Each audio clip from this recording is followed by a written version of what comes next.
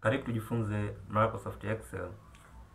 Kwenye video hii tutajifunza namna kutafuta mean kutoka katika frequency distribution table. Kwenye video iliyotangulia tulijifunza namna ya kutengeneza frequency distribution table kutoka katika data ambazo zipo kwenye class interval au group data. Tulikuwa na age na tuliona namna ya kutafuta summation ya frequency yake, namna ya kutafuta Excel observation, namna ya kutafuta percentage frequency, relative frequency, cumulative frequency, cumulative relative frequency, class mark na class interval.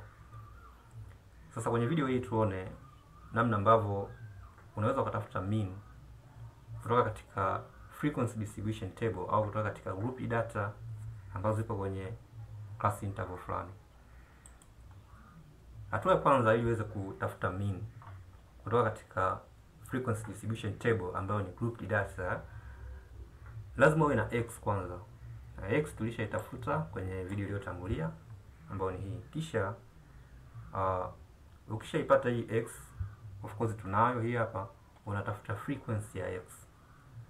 Ukishapata frequency ya x unatafuta summations zake. Kisha ukishapata hiyo summation unakuja unagawanya na summation ya frequency. Kwa formula ni kwamba ili uweze kupata mean ni kwamba unachukua summation ya frequency ya x una divide na summation ya frequency. Okay. So suppose tunakuja kufanyia hapa kwamba ili uweze kupata mean, cha kwanza kabisa utakuwa na x, of course tunayo. Kisha kwenye hiyo x unatafuta frequency zake. Frequency ya x ni sawa sawa na uchukue x ukazidisha na frequency. Yaani uchukue hii uzidishe kwa hii uzidishe kwa hii kwa hii, ndio unakuja kupata frequency zake. Kwa nitaweka iko sign kama formula hapo. Kisha nitachukua hii hapa, of course ni hii 12, nitaweka hiyo star ni alama ya kuzidisha kwa hii, then nita click enter. Nitapata hiyo hapo. Nita position cursor hapa kiasi cha kwamba shape ina change kuwa kwenye cross hivyo. Kisha nita copy formula kwenda kwenye location nyingine. So kwa sababu hapa nafanyia pembeni, nitahesabu hizi rows kwa ngapi? 1 2 3 4 5 6 7 8. So nitapeleka mara 8. 1 2 3 4 5 6 7 8. Hiyo itakuwa ni frequency ya x. Kisha nakuja kutafuta summation ya hizi zote. Just nakuja kuandika hapa equal sign. Na naandika sum built-in fraction.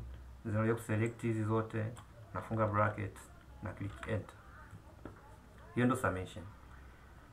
Sasa ili uweze kupata mean, maana tumesema unachukua summation ya frequency ya x ambayo hii unagawanya kwa summation ya frequency. Summation ya frequency ni ya frequency hizi na summation yake ni hizi.